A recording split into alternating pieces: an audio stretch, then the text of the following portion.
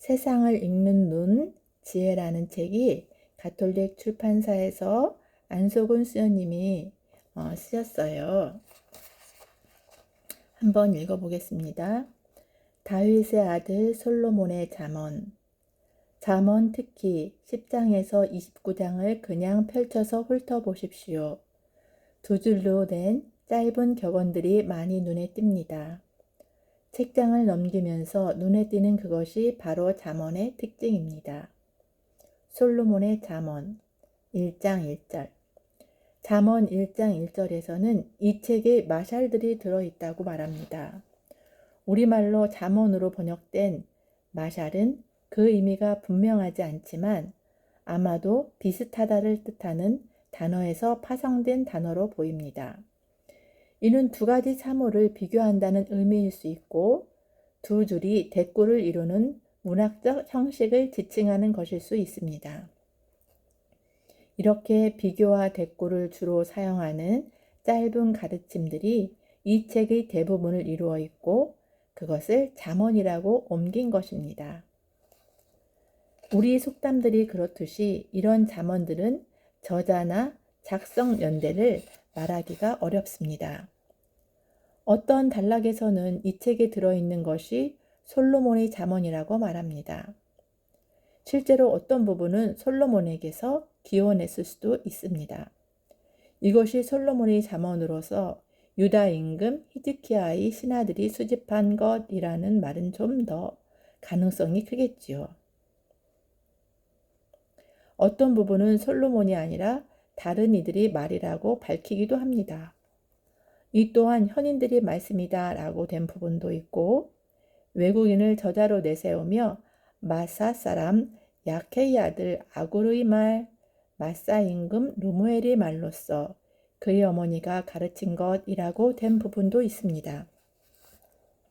학자들은 마지막에 형성된 1장에서 9장까지 포함하여 여러 시대에 걸쳐 이루어진 잠언 전체가 완성된 것은 바빌론 유배에서 돌아온 후라고 봅니다. 그런데도 잠언 1장 1절에서 이 책을 솔로몬의 잠언이라고 하는 것은 솔로몬이 이스라엘의 지혜를 대표하기 때문입니다. 하느님께 청하여 받았다는 솔로몬의 지혜는 성경에서 유명합니다. 또한 솔로몬 시대에 이집트를 비롯한 여러 나라들과 교류가 있었다는 점이나 그 시대의 문화 발전을 배경으로 솔로몬은 이스라엘의 현인들을 대표하게 됩니다. 성경에서는 잠언 외에도 코엘렛과 아가가 솔로몬을 저자로 내세우고 있고 지혜서에서도 저자가 솔로몬의 모습을 취하는 부분이 있습니다. 잠언 외의 다른 책들은 실제로 솔로몬이 쓴 것일 수 없다고 보지만 솔로몬은 지혜 문학의 전통 그 자체를 나타난다 해도 과언이 아닙니다. 나는 그것을 보며 교훈을 얻었다. 이 짧은 잠언들은 지혜와 교훈을 터득하게 하려 합니다. 이 책에 담긴 가르침들은 주로 이 세상에서 일어나는 일들을 관찰하며 파악한 것들입니다. 인생에서 많은 경험을 지닌 이들이 어떻게 사는 것이 현명한 삶인지를 알려주려는 것이지요. 잠언 20장 30절에서 32절에서는 이렇게 말합니다. 내가 게으른 사람이 밭과 지각 없는 자의 포도원을 지나갔는데 보아라 온통 엉겅퀴가 우거지고 전부 쐐기풀이 덮였으며 돌담이 무너져 있었다.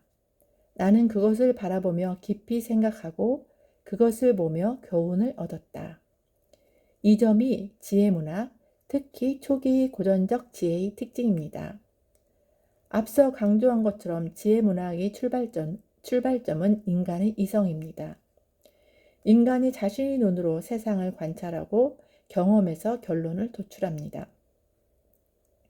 자연과학에서 관찰하고 가설을 세우고 그것을 검증하는 과정과 비슷하다고 할까요? 뉴턴은 사과가 떨어지는 것을 보고 만유인력의 법칙을 발견했다고 합니다. 사과가 어쩌다 한번 땅으로 떨어지는 것이 아니라 늘 일정하게 떨어지기에 거기에서 어떤 법칙을 찾을 수 있듯이 한두 번의 경험이 아니라 반복되는 체험을 통해서 어떤 일이 우연이 아님을 알 때 다른 사람에게도 전할 수 있는 교훈을 얻게 됩니다. 그래서 지혜를 얻으려면 오랜 삶의 경험이 필요합니다.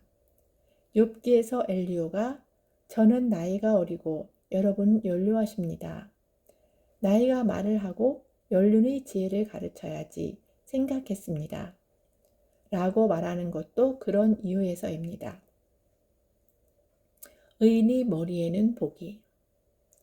이러한 가르침 가운데 의인과 악인의 서로 다른 운명은 잠언의 중요한 주제입니다.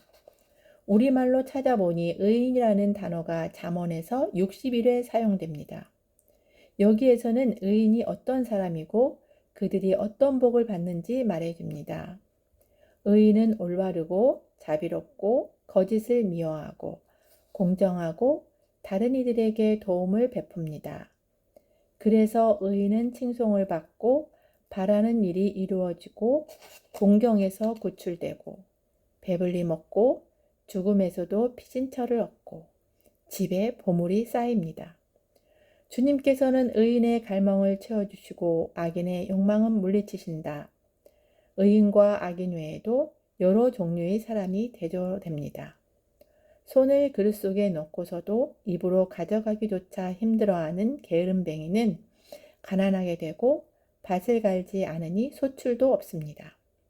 부지런한 이의 손은 남을 다스리지만 게으른 자는 강제 노동을 하게 된다. 영리한 이와 어리석은 자도 서로 다른 운명을 맞습니다. 잠언에서는 그 원인도 설명합니다. 주님의 눈은 어디에나 계시고 악인도 선인도 살피신다. 뉴턴이 관찰한 사과가 만유인력에 의해 땅으로 떨어지듯이 자동적으로 선과 악에 대한 결과가 생겨나는 것이 아니라 하느님이 계시기에 의인과 악인의 운명이 갈라집니다. 하느님은 이 세상의 질서를 유지시키십니다. 그 질서에 따라 악을 꾸미는 사람에게는 그 악이 되돌아갑니다. 구렁을 파는 자는 제가 그곳에 빠지고 돌을 굴리는 자는 제가 그것에 치인다.